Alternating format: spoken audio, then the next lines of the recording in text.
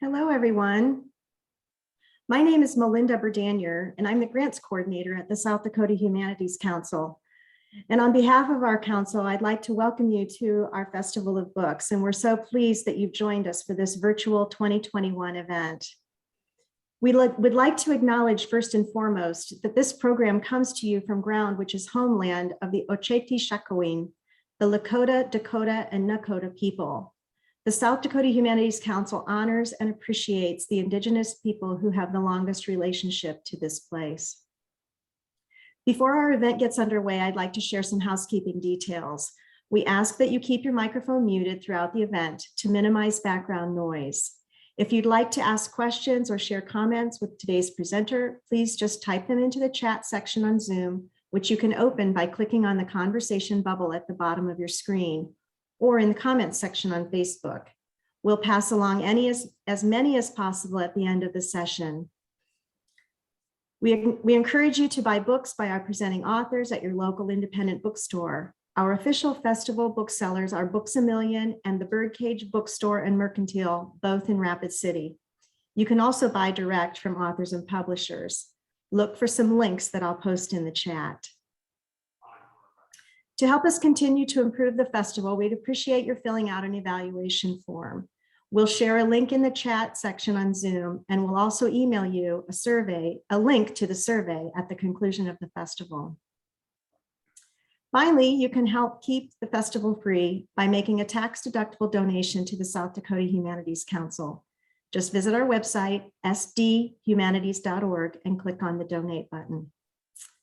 Keep in mind that this festival would not be possible without the generous support of the numerous organizations and individuals who've already donated and are acknowledged on the back of our festival guide. And I'm guessing some of you have seen this already. We have our sponsors on the back. You can also find out all of our information about our festival on our website. And now on with the show. This program is called Reporting and Poetry, Kissing Cousins, and features Chris Vondracek. Chris Vondracek is a journalist, a piano player, and poet whose 2020 book, Rattlesnake Summer, features a poem for every county in South Dakota. He contributes music and free verse to a traveling radio program, the Rock Garden Tour, and his band, the Golden Bubbles, will release their third album later this year. Vondracek holds degrees in literature and journalism from the University of South Dakota and in creative writing from Hamline University in St. Paul. First, we'll hear from Chris, and then I can ask any questions that you've provided in the chat, and we can continue the discussion from there. So now I'll turn the program over to Chris. Great. Thanks so much, Melinda. So yeah, it's nice to have some of the, I guess, my background laid out there so we can kind of talk about, I don't have to kind of like go through the litany of things in terms of like journalism and sort of, I guess, creative writing or poetry that I've done. Mostly the talk today was started in the winter of 2018. And I was a reporter at that moment for the Rapid City Journal. And I had sort of started like, I guess what we'd call in the business, like a poetry beat. For those probably who maybe don't know, like a beat in terms of local reporting is like you'll cover kind of like an education beat or like the courts and crime beat. And I had sort of jokingly said, I'm going to start a poetry beat. And then lo and behold, like in Memorial Day weekend of 2018, two local gals out here in the hills like ran up to Poet's Table, which is kind of a local hiking spot, and they kind of took off, they kind of absconded with the table in various pieces and a lot of the other sort of like associated things that were up there.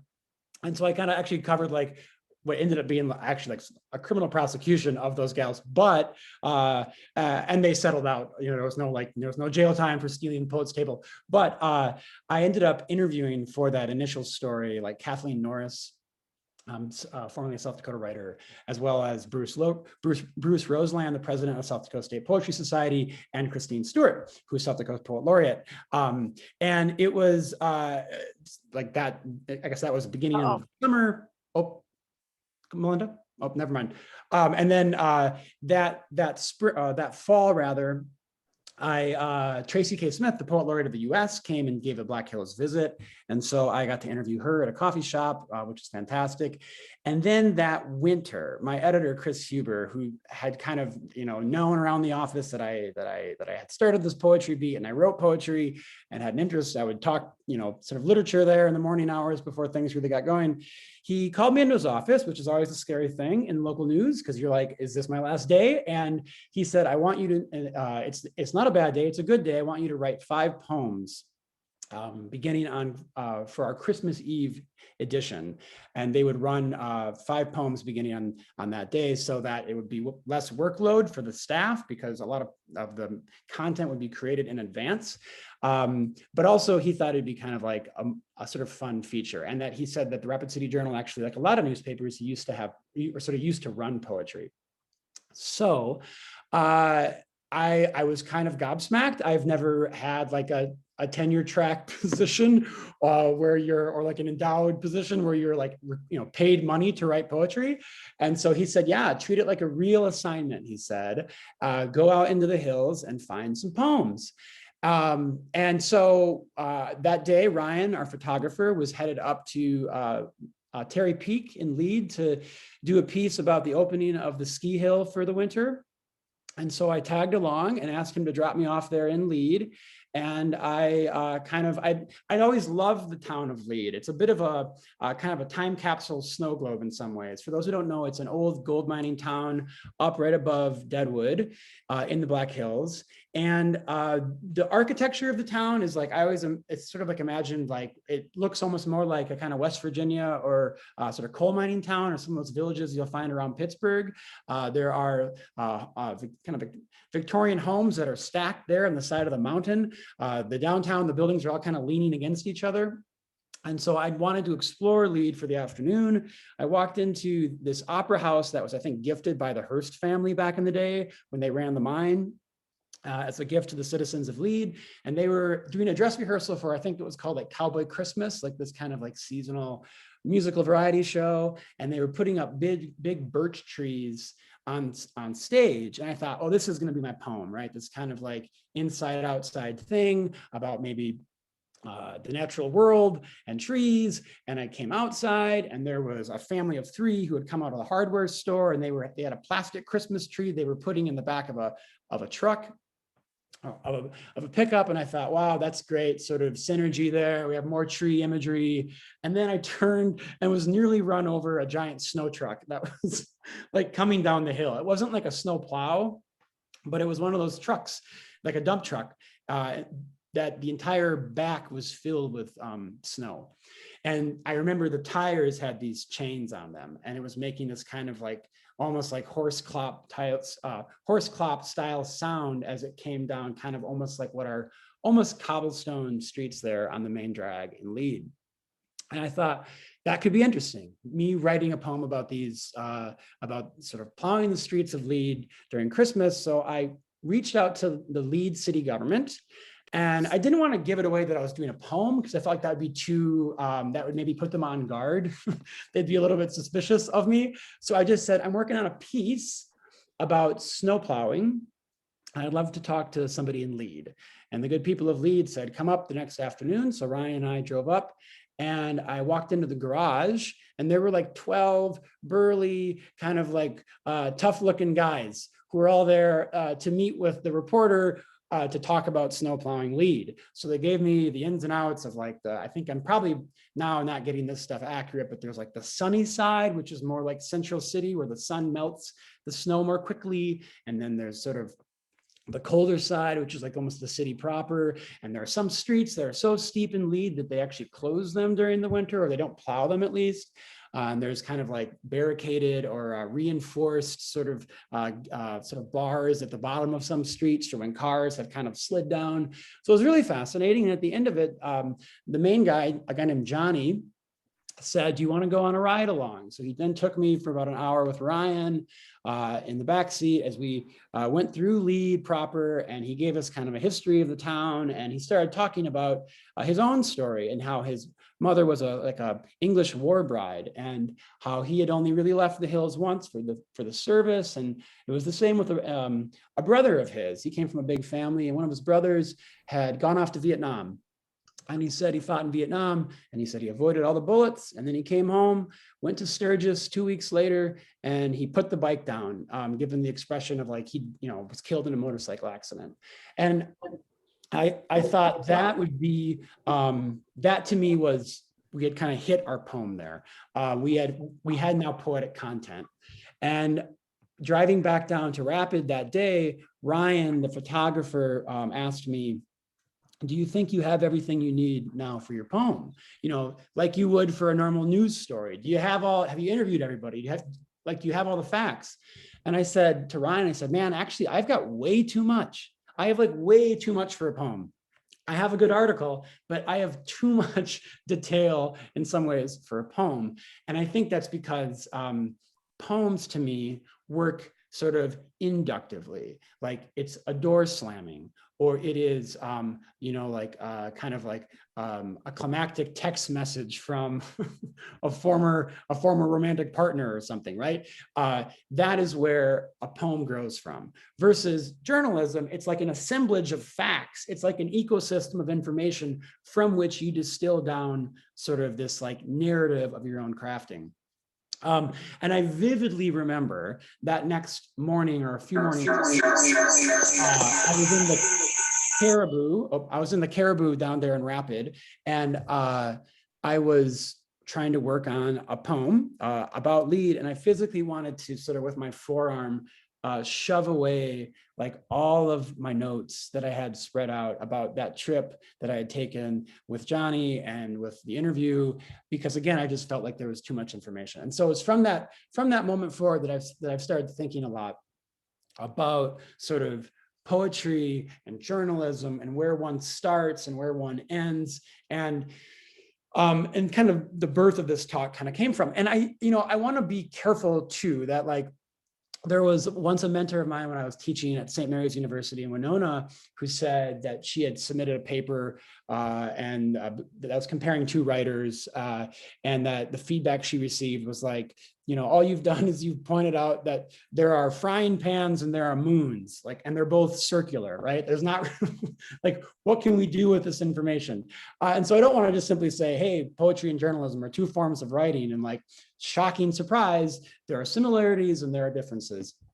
I hope through this talk and maybe through the questions later, we can kind of come to a better understanding of each form through a kind of transposition here. So I have a couple of just kind of, I guess, more dry observations about sort of poetry journalism. And then I want to get to reading 3 poems of mine that are in the collection that I can kind of elicit some more sort of lessons from. So the first thing I would mention, in addition to kind of this idea of inductive versus deductive writing, is that, as is sort of famously said, journalism is the first draft of history. And I totally agree with that, right? In many respects, a piece of journalism is never more powerful than the moment it's published, okay? Like, over time, that piece of journalism, almost necessarily so, right? If it didn't lose some of its power, it would probably not be attached to the kind of relevancy of the moment or of time that we are taught to do in journalism school.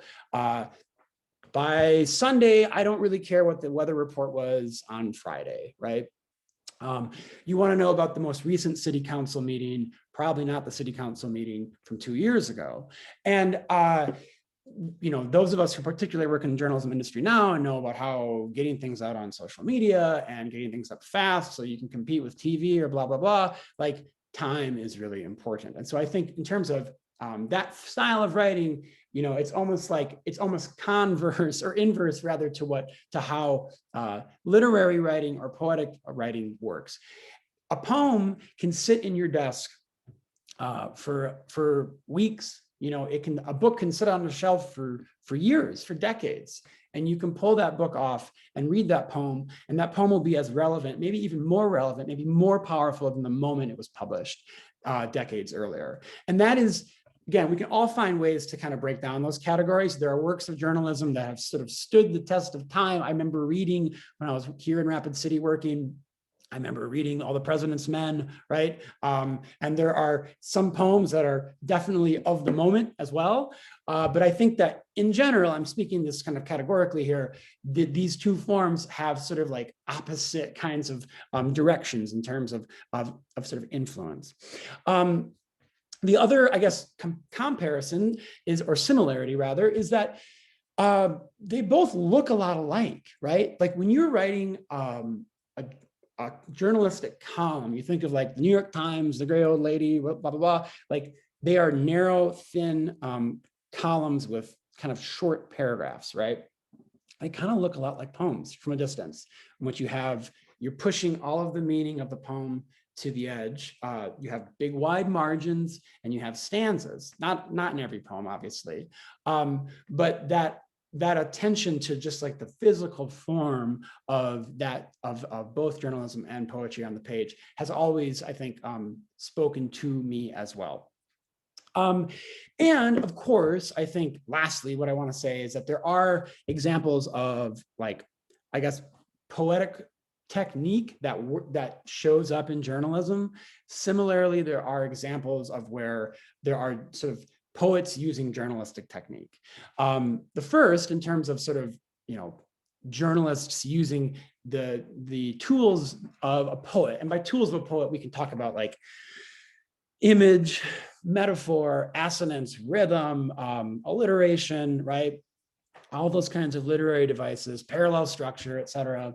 And you will see this often in terms of like, I think, a lead. I generally think, and this is like my journalistic rule, maybe not everybody's, but there are like 3 spots in a typical story where you have a bit of a poetic window. The opening, right, where every journalist wants to write a good lead that's maybe does lean on image and talks about the blue skies the day the governor made some announcement, right? And then there's the conclusion where you reach a moment of stasis where you can maybe end with like sort of little witty, or sort of a witticism at the end of a quote, and the sort of middle section, if the article is maybe longer than 16 inches, I think you have like a nice pivot point where you're trying to maybe link 2 ideas in a work of journalism, and you have an opportunity to sort of employ metaphor. Okay, and we could also have a whole, hour-long discussion about, different journalists who I think are like working in almost a kind of literary form, that are writing beautiful works of literature through journalistic convention. Similarly, there is, when I got to Hamlin, there was discussion in a course I was taking called like the American Lyric, if I recall. And our poetry professor talked to us about something called documentary poetics. And I was it was kind of like a bit of an academic term, and I was kind of wrestling with it. And then she said, well, it's like, using the tools of journalism to write poems. And I thought, at that point, I wasn't working as a journalist, but I had gone to USD for journalism, and I had done some freelancing, and I thought, that's interesting. And she was, at that moment, we were studying Citizen by Claudia Rankine, a text that sort of like employs techniques of the documentarian. There are clips of sort of newspaper clippings or interviews that are folded into her own sort of like essays, as well as there's use of kind of white paper or like data, quote unquote, right? Where you're kind of, again, as an investigator, pulling together a poem that is maybe about the self, but is also about some external subject. And so that little mold or that little mode of sort of like documentary poetics has always spoken to me. And again, probably we could talk an hour about what that means in terms of poetry, but I'm interested in sort of the linking points. And over the course of basically spending 3 or 4 years in writing and editing the poems for Rattlesnake Summer, there are some more than others that were born out of sort of journalistic acts. And I'm going to share 3 of them because I think they are, there are more than 3 of the 66 that are kind of pulled from the headlines, so to speak. But I think 3 give good examples of some of the tensions that I'm trying to talk about. And when, basically how the collection was born was that, and I've talked about this before, but for my day job as a South Dakota correspondent for Forum News, or sorry, that's my current job. I'm getting them all confused. For Courthouse News, I was tasked with going in daily to the public terminal at the Minnehaha County Courthouse, which is there in Sioux Falls, and searching some little formula to find all 66 counties and finding notable lawsuits. And I would report out these notable lawsuits. But over the course of days, weeks, months, there were a lot of good stories or interesting pieces of tension that would reach me from all across the state that were never going to make it into a news story. And I would have to put them into little, almost like little bite-sized poems that would then get sent out as a part of this massive national report that would be purchased by, or was subscribed to by, like, law librarians and sort of large law firms. And I don't know whoever really read them, but it was an opportunity for me to sort of again see the way in which there was creative and kind of professional or commercial or journalistic writing kind of merging. So the first poem that I was going to share about was about Millette County. And by 2019 or so, I had finished maybe the second draft of the poems. And you can imagine that even though you have 66 opportunities to write about South Dakota, there was always a sense when I would read through maybe finally like an entire draft, I would always think, this is not hitting on X subject or Y subject about South Dakota, some sort of association I had with place and identity of the state. And after the second draft, I realized I still didn't have a good basketball poem. I had football poems, or a poem, Pennington County, but I didn't have a basketball poem. And basketball is very important to the state. They sort of love their high school athletics, and the state B tournament is a big deal. I didn't grow up in South Dakota. I grew up in Minnesota, but I would hear these tales from my mom about like the state B tournaments when my Uncle Bill played in the state Bs 2 years in a row from Beersford. In fact, I think Uncle Bill's like running a marathon today, so good luck to him. But the idea of a basketball poem was also important to me because when I worked out in Rapid City, I'd been to the Dakota Nation Invitational LNI tournament here in town in December, which is like a fantastic basketball experience.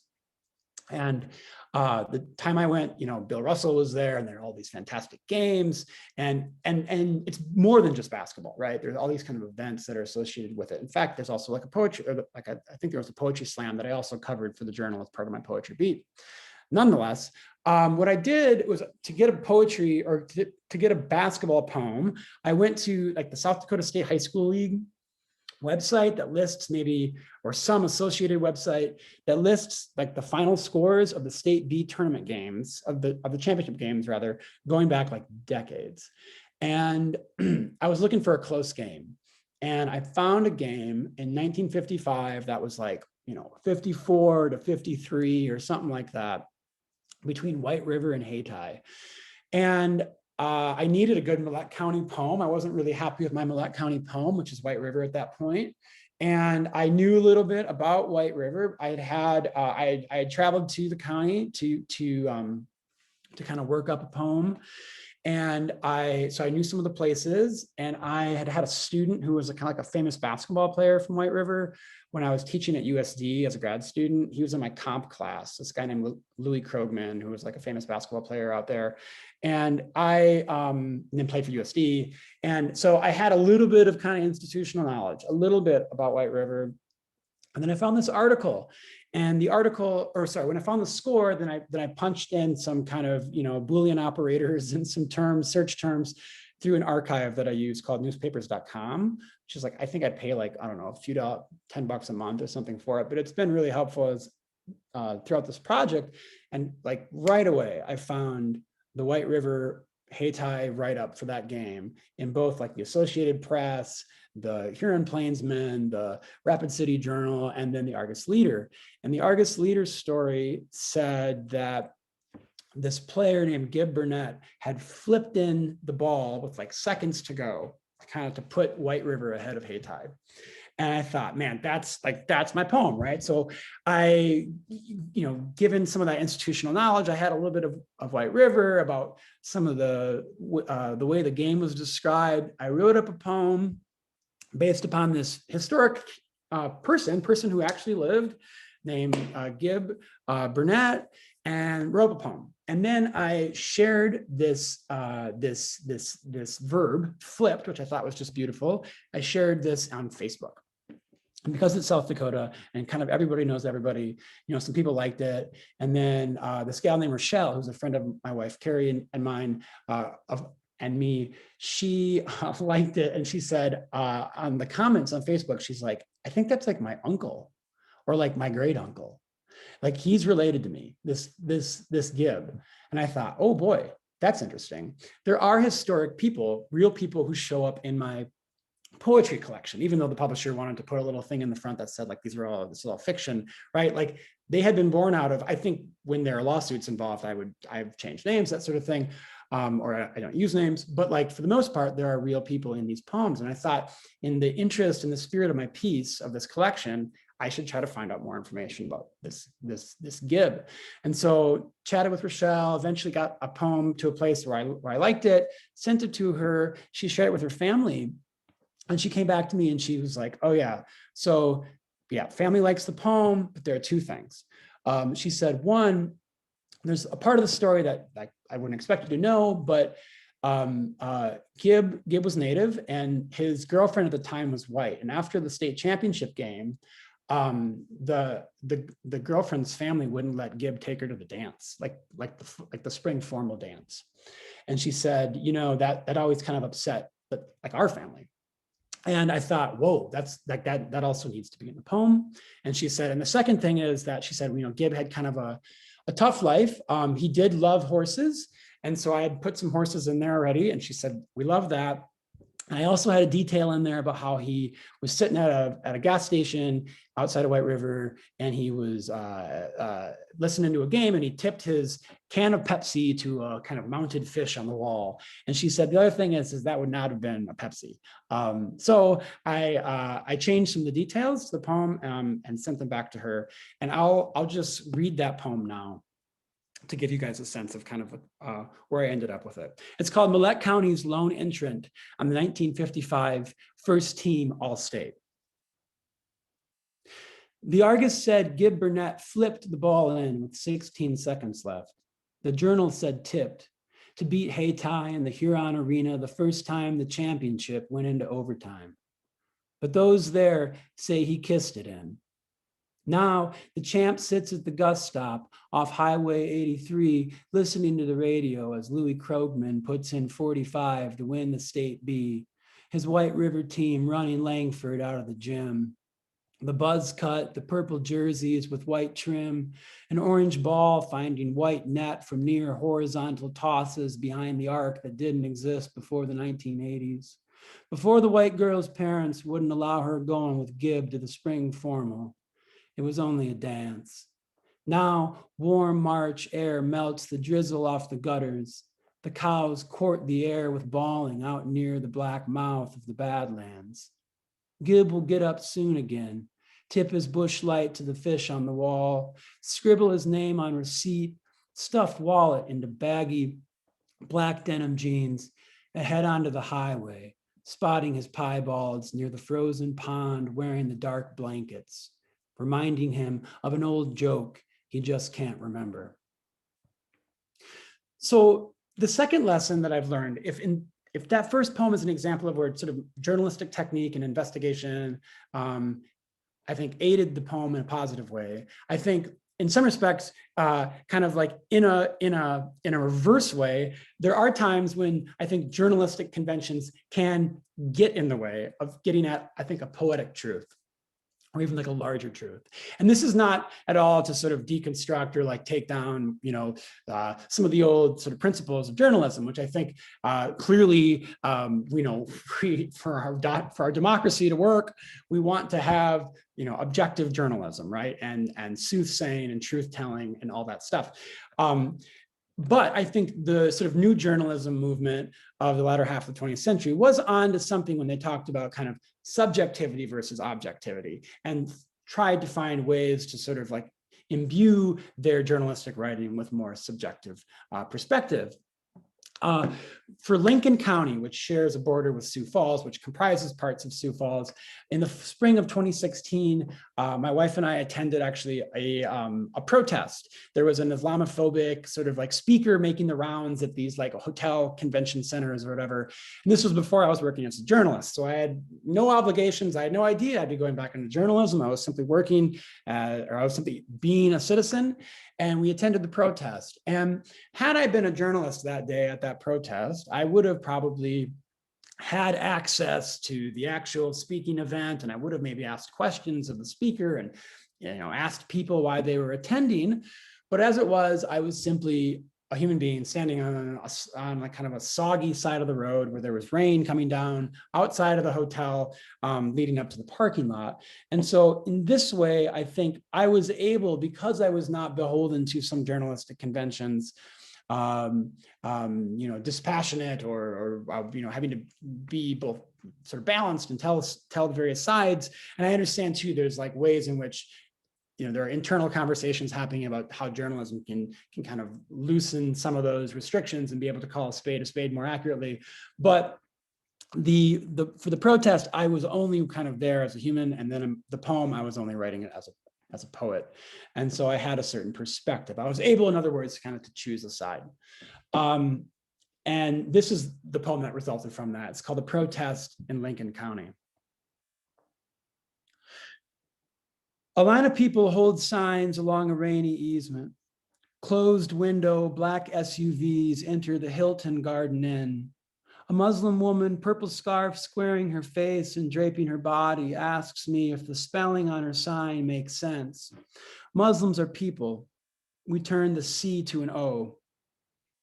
One man walks from his truck from the overflow lot. I'll pray to Jesus Christ for you. The imam, also a doctor in the hospital, stands in a North Face, sopping wet. Don't respond. Inside the hotel, a pastor stands in a dry lobby telling the news crew he feels bad for the protesters in the rain. Quote, they are not true Muslims, unquote. Two nuns in jeans and jackets sit in lawn chairs, holding a sign, God's love, one world without fear. To fit the Copernican model, the world is cut off at South America's tip, no Arctic or Antarctic. What is given to us is not earned. A sedan drives past with four boys watching the people standing on a grassy curb. On Palm Sunday, Jesus rode a donkey into Jerusalem, welcomed by strangers.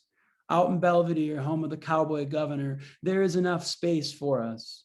But inside the Sioux Falls Hotel, a speaker talks about terrorists at the Mall of America. A sharp gray wind cuts past the Taco John's like a pair of dull scissors, God bowling or chucking a chair against the outhouse walls. When the rain returns, we run to our cars. Eventually, they'll come out of the hotel, some with umbrellas, to find no one at all standing in the puddles where there should be sidewalks. The final, I guess, the third observation that I have about kind of the sort of like overlap here of poetry and journalism, if these first sort of two have been maybe more examples about the way in which journalism can help a poem, but also journalism can get in the way of the poem. I think, in fairness to my colleagues, my current profession, I will also end with the way in which I think journalism or a journalistic practice, one specific one, can aid a poem. We're all creative writers. And that's basically accessing the wonderful trove of documents that are out there in the world. And I want to say clearly that like many poets are already doing this. I mentioned Claudia Rankine earlier. I just finished Natalie Diaz's post-colonial love poem, and that that collection is working with historical texts, other kinds of writings to sort of like imbue their own kind of poetic take on identity or on history or expression. And so clearly there are, people are in the community are already doing this, but I think we can do more of it. For example, when I've been reading like past petals, like, South Dakota poets, there's so many beautiful ways in which personal history is coming through, coming through poems. And me as a sort of, writer, or as a reader, I'm also wanting some other elements of history to come through those poems, be it through old newspaper clippings or old diaries or, kind of like historical crop reports and, white papers and those kinds of things. And so this is kind of my call to access these other documents that are out there. And I did this with a poem that happened in central South Dakota. The poem didn't happen there. I wrote the poem, but the thing that happened ended up in a lawsuit. And I came across it when I was at my day job with Courthouse News. And basically it was a lawsuit from, I think he was a rancher of some kind, who was suing a guy because he hired him to come fix the tires or replace the tires. I'm not much of a mechanic, but do something with the payloader out on his property. And the guy showed up, the hired man showed up with a 6-pack of beer. He finished that off, didn't finish fixing the tires, but did start like a 5-acre grass fire on the guy's land. And I thought this has to somehow make it into a poem. And this is the kind of story that, unless you maybe know the guy, or you're maybe the attorney, you're probably, or maybe that lucky judge or court stenographer, you're not ever going to even hear about this story. And so I thought that is an experience that needs to be sort of folded into the poem. And this is more of a lighthearted take on that. I mean, I don't mean, if the person's out there listening, I don't mean any to begrudge the landowner this at all. But it was a pretty entertaining lawsuit to read. And I think also because in journalism you work so much with kind of the brinksmanship of ideas, where you can earnestly, or you can listen to people who are in favor to urban chickens, to changing city ordinances to allow urban chickens. You can listen to them earnestly tell their side, and then turn around and listen to people earnestly tell you why they don't want urban chickens around.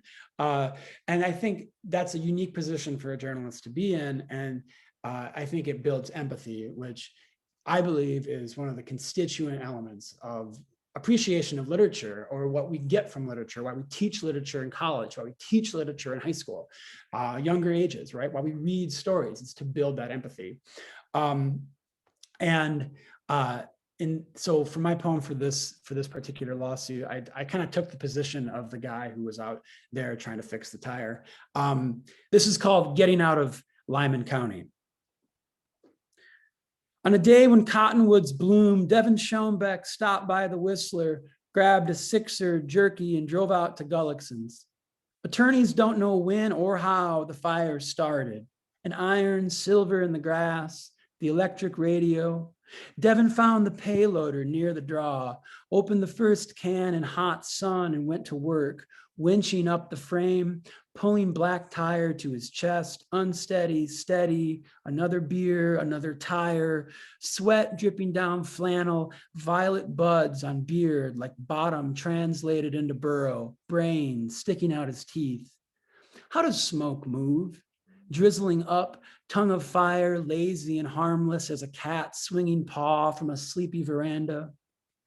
Coming to, Devin catapulted into the truck, 2 black tires flat in the grass, driving down the cattle run. What a way to enter adulthood, as a joke to the question, can you fix this?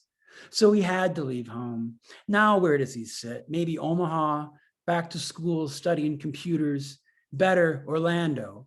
His large round fingers pressing the laminated menu at a Thai restaurant. A woman staring, never seen such big stoop shoulders, or the watery amber of his dark prairie eyes. Okay, so I know we're at the 12:40 mark, Melinda. So that's kind of that's my prepared remarks, but I'm open to or interested in hearing from people who are listening to see if they have any questions. Yeah, thank you. Thank you, Chris. And it's been a very real treat for all of us to hear you read some of your own work. Um, it's nice for us. I've been watching the chat. There's several comments here in here. No particular questions yet, but I will share the comments in case some people can't really see them. But also I want to remind people in the meantime, feel free to type any questions you have in the chat for Chris, because I know you probably have some questions, and so don't be shy about that. I would say that there are several comments in here about people remembering certain events. So one person, Jennifer, says that she likes your documentary poetry and would like to even have a longer presentation about just that. Thank you for your work, and wants to know, do you think we have a responsibility to do some of this type of work, especially in a state in chaos and crisis? Yeah, definitely. I think that I still have, for example, well, let me say it this way. One thing that, like when I was taking classes at Hamlin, there was this kind of there was this sort of attention paid to finding actual documents. So Deborah Keenan was a professor I had at Hamlin. She was very much into collage and the way we could take different kinds of texts and kind of create a kind of amalgamated whole from them. And so there was this attention to sort of documents, and they seem kind of far away in some respects, right? I mean, they're in our houses, they're in like our diary or our sort of grandparents' diaries, but in some respects too, like they're, when I got into journalism, it was like, whoa, there's documents everywhere, right? Like the public access terminal at the local county in South Dakota, it happens elsewhere too, or like Pacer, where you can get federal lawsuits, right? You pay a little bit per page view, et cetera. So there is like an access problem to that, no doubt. But I think in a time, sort of like, it's like people hanging on to the middle of the barn during Twister while the wood gets all splintered. Sometimes documents can provide us a kind of empirical truth that I think, if we are willing and able to be able to sort of locate them and transcribe them and to sort of process them into ways that make it meaningful for history or politics or whatever, I think, even ourselves, right? Our own memory of our family, I think that can be very, it's incredibly essential. Thank you. We have someone who has their hand up, so I'm going to see if we can get her unmuted here. Let's see. Here we go. Yeah, I got it. Thanks. So, Good. Christopher, I love poetry and I love your work. Thank you.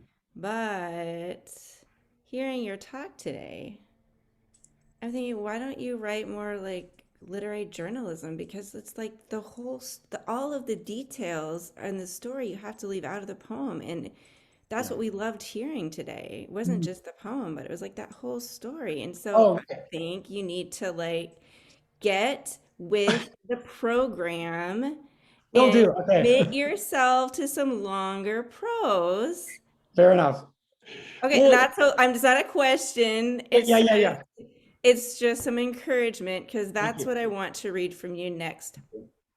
Thank you. Yeah, no, I appreciate. Yeah, there is like I really enjoy that encouragement because, like even my favorite story. There was like a work of stories I did that same summer, 2018, about like prairie dogs of like Susan Henderson out there in Fall River County. And the stories became such that like they had their own life and kind of like the super small but heated world of like weed and pest board process of sort of law in South Dakota. Like they were important in that context, or that conflict was, but it was like all of the other stuff of like going out to Susan's place and hearing about her, like how she had been in New York and like lived, and like worked on Madison Avenue or whatever, and then like came back to run the family ranch and like what year the railroad went in and all this stuff. And it was like, my notebook is filled with all these details that aren't going to make it into my story. So I think finding a place for those is kind of like a journey I'm on. So I appreciate that idea. Well, I have lots of resources for you in your journey, so you know where to find me. I do. Yes. Okay. Thank you, Christine. Thanks, Christine. We have a couple more questions here. We probably have about at least 5 more minutes left.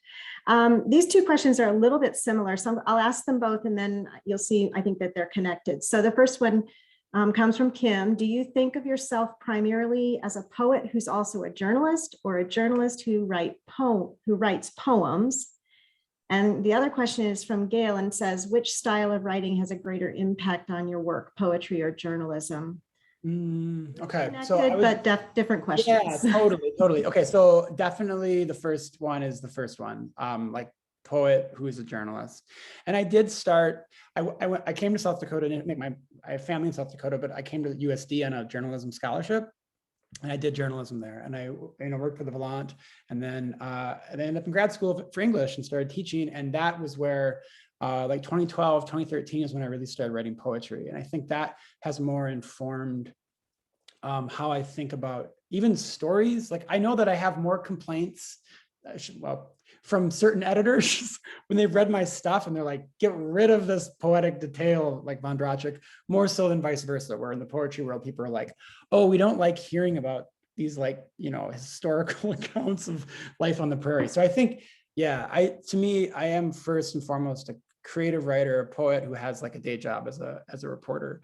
And I do think that as far as what's more influential, I mean, the most influential, this is tough. I don't want to like pigeonhole myself, but the most important series of texts I think I ever read, like the most meaningful series of texts, was my senior year at USD before grad school in a class with Ed Allen, and who creative writing professor at USD, where it was all on Robert Frost. And we read like his Oeuvre, and then it was like the other poets who kind of worked off of Frost or were kind of answering Frost, and that I wrote as much about in the margins as there was on the page, And so I think that to me, that work of poetry was probably the most influential, like literary work, or sorry, text that I've read. Okay, thank you.